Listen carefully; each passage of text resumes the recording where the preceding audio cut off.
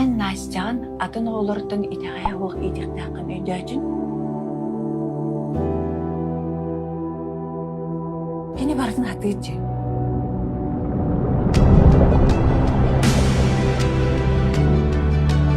Родители возмущены, что ваша дочь учится вместе с нормальными детьми.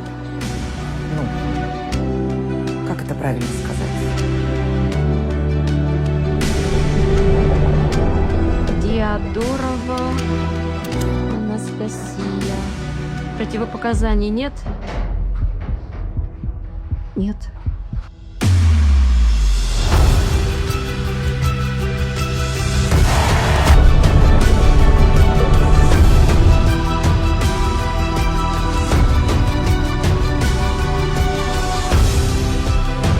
Rahmalak bulurdu.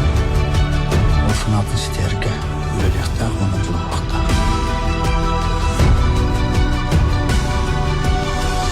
Rahmalara mədəbdir.